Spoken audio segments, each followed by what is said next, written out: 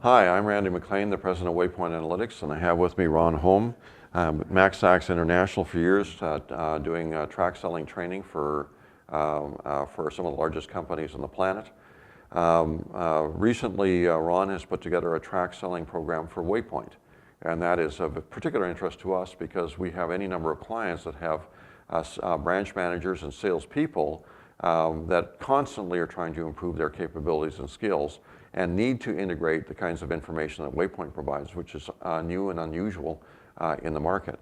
So Ron, I had the great fortune to sit in on one of your training programs, and I have to say, I've been in selling in one way or another my whole life. I've been to many, many sales training programs. I've never been in a program that's as effective or as powerful as the one that I saw that you put on, which frankly quite surprised me. There were six underlying principles or motivations that you introduced in that program, and it was kind of an epiphany for me because it made so much sense and it helped crystallize in my mind some of the processes that I've been sort of going through naturally across the course of my career. And I've seen other people, we always encounter those things, but when we can finally articulate and recognize them, it changes our nature to be able to use that information to help facilitate the sales process. So would you mind just sharing those six items with us? I'd be happy to, Randy. Thank you for the compliment.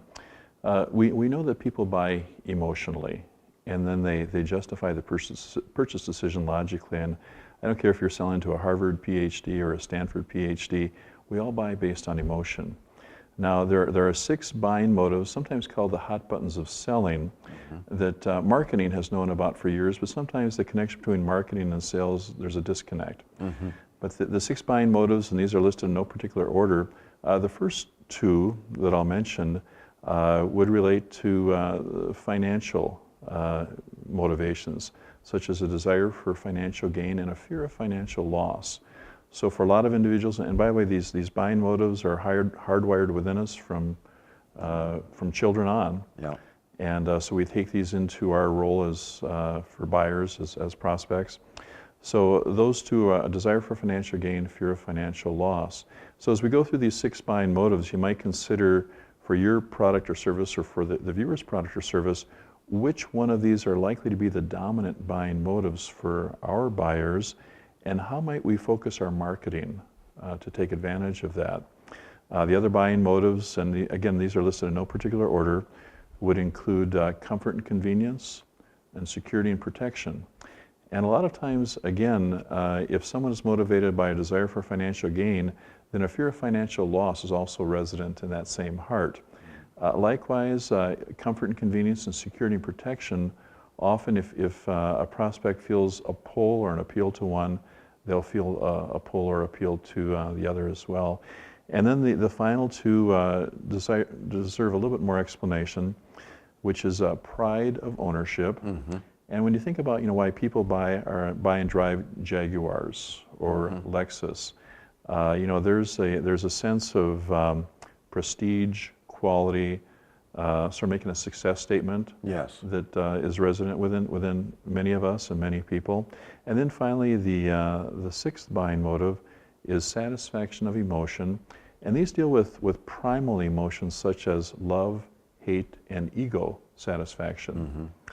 And so a lot of our client companies will identify their outstanding features, and then they'll make like a benefit matrix where they'll have the six buying motives as the column headers and their outstanding features, the row headers, and then each cell in the matrix becomes a benefit statement.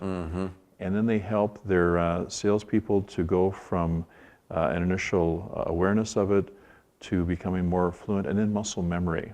And so what we find is now your salespeople are able to appeal to a wider berth of motives than they could have before, and are much more formidable and successful because of that. As an analyst, that matrix really appeals to me because you can make sure that you're covering all six of the bases with things that you're presenting, and in untrained selling, it's just basically overloading them with facts and features. Show up and show up just doesn't work anymore. Yeah, exactly.